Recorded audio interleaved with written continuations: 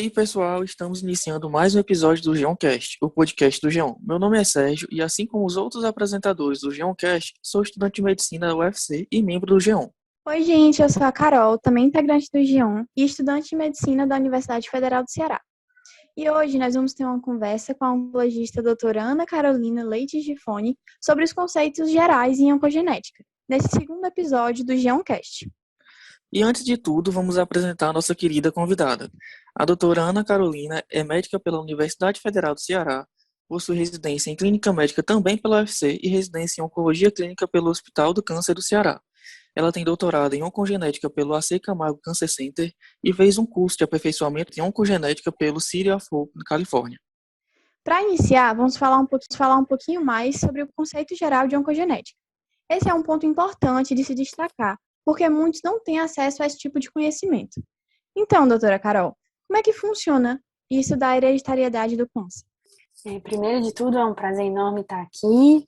Queria parabenizar o projeto e o Geoncast, e que essa informação tenha capilaridade para chegar na maior parte de pessoas possível, né? Esse tema de câncer hereditário, que é cuidado pela área da medicina chamada oncogenética, né?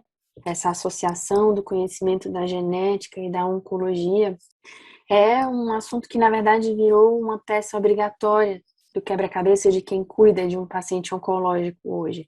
Então, todo paciente, para ter o cuidado integral, né, de um câncer, ou aquele paciente que não tem câncer, mas faz parte de uma família com uma história familiar forte dessa doença, precisa passar por uma... A gente sabe que em torno de 10% dos casos de câncer que acontecem no mundo, e isso percentualmente é pouco, mas se a gente olhar o número absoluto de pacientes com câncer no mundo inteiro, isso passa a ser muito, são pacientes que desenvolvem tumores por terem herdado do pai ou da mãe nas células germinativas, óvulo, espermatozoide, por isso que a gente chama de mutação germinativa, porque vem da célula germinativa, algum defeito em genes envolvidos na carcinogênese.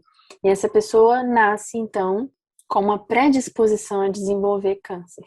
Essa população, por muito tempo, foi uma população difícil de se reconhecer, a gente não tinha como dar esse tipo de diagnóstico, mas hoje a gente suspeita clinicamente por critérios clínicos, confirma o diagnóstico através de um diagnóstico, uma investigação molecular, e esse dado tem uma investigação molecular, e esse dado tem uma grande utilidade clínica, que é exatamente o que trouxe a oncogenética para dentro da prática clínica, né? Então, nós conseguimos mudar o curso natural da doença, uma vez que a gente reconhece esse tipo de predisposição.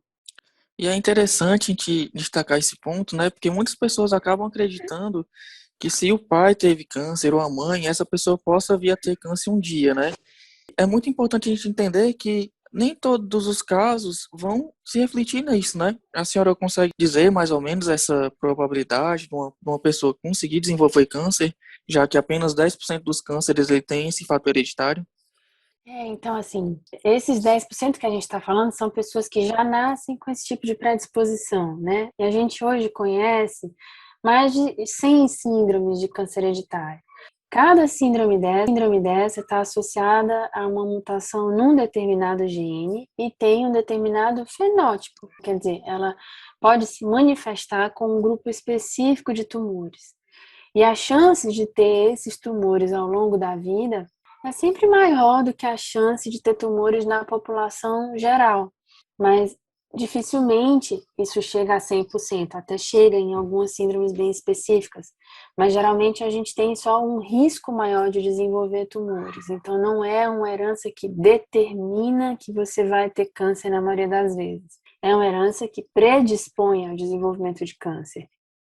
E o que a gente faz para tentar desviar desse caminho é exatamente ajustar o cuidado, né? Calibrar o cuidado de prevenção de câncer, desde as medidas de estilo de vida, hábitos, evitar tabagismo, cuidar da alimentação, cuidar do peso, fazer atividade física, evitar determinados alimentos e exposições à radiação, outras coisas, até a gente ajustar um tripé que faz o cuidado do paciente com predisposição ao câncer, né? Esse tripé, ele é feito com uso de medicações que reduzem o risco de câncer, com rastreamento diferenciado em relação à população geral, rastreamento intensivo com exames específicos, e às vezes a gente precisa também de cirurgias redutoras de risco.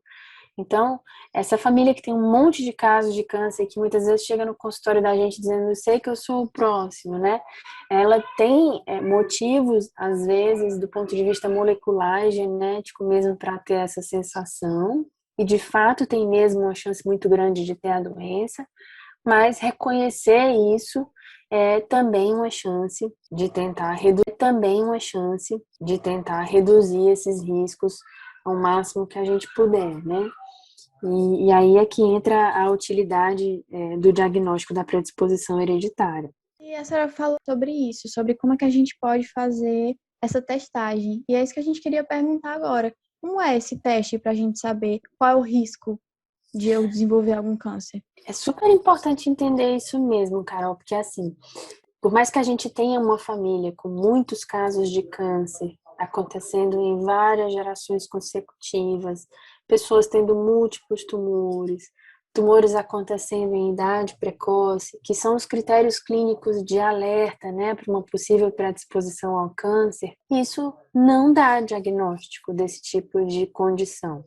O diagnóstico da predisposição hereditária ao câncer é um diagnóstico molecular. E o que a gente precisa fazer é um teste gerando o DNA do paciente, não é o DNA do tumor do paciente, é o DNA do paciente. E a gente vai analisar nesse DNA todos os genes envolvidos nessa proteção contra o câncer. Então, se a gente pensar, o DNA da gente se forma naquela junção das células germinativas que falávamos há pouco, óvulo e espermatozoide. Ali nós temos o nosso conteúdo genético. Todas as nossas células têm a cópia daquele conteúdo genético. Então, se a gente está tentando enxergar algo que a gente herdou das células germinativas, a gente pode procurar em qualquer das nossas células, que são cópias do nosso zigoto. Então, o teste genético nessa intenção, ele pode ser feito no sangue, ele pode ser feito na saliva, ele pode ser feito em cultura de fibroblasto. E a ideia é que desses 20 mil genes que compõem o nosso DNA, cada um com a sua mais diversa função, que a gente escolha, baseado numa análise clínica, quais são os genes que a gente vai precisar examinar para ver se há algum tipo de defeito que justifique a predisposição ao câncer. Então, até há pouco tempo, a gente elaborava algumas hipóteses clínicas, isso se mantém, né, na consulta primeira médica, e ia fazendo os testes genéticos de acordo com cada hipótese. Primeira hipótese é essa, vamos testar o gene correspondente a essa síndrome. Segunda hipótese é essa, vamos testar esse segundo gene correspondente a essa segunda síndrome possível. Hoje em dia, a gente já dispõe do que a gente chama de painel de genes. A gente pode testar vários desses genes que estão relacionados à predisposição ao câncer num só momento. Isso agiliza muito o diagnóstico.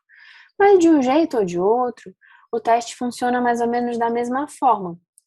A gente gera como se fosse um código de barras, né, traquinado do nosso paciente, e a análise desse teste é exatamente comparar esse código que a gente encontrou no paciente da gente com a referência, quer dizer, a sequência correta daquele gene para ele exercer a sua função de proteção contra o câncer. Quando a gente faz isso, se a gente encontra um defeito grave nessa sequência do paciente, que pode ser um apagamento de um pedaço de gene ou uma troca só de um pedacinho por outro, uma base nitrogenada por outra, quer dizer, qualquer defeito que interfira na produção da proteína daquele gene de uma forma grave, que deixa essa proteína disfuncional, que ela não consegue exercer a função, muitas vezes, de supressão tumoral, a gente ali, encontrando essa variante, que a gente denomina de patogênica, confirma o diagnóstico de predisposição ao câncer. Então, nenhuma dessas medidas de cirurgia redutora de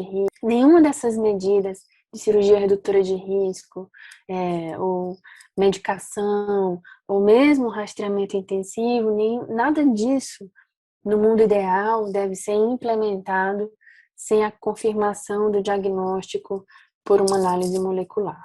Ela é o ponto de partida, como é, por exemplo, uma biópsia para um tratamento de câncer, né? É a confirmação do que a gente suspeita clinicamente, e é ela que justifica todas as medidas que vêm depois. É esse diagnóstico molecular que dá o nome da condição do paciente e que abre as possibilidades de tratamento.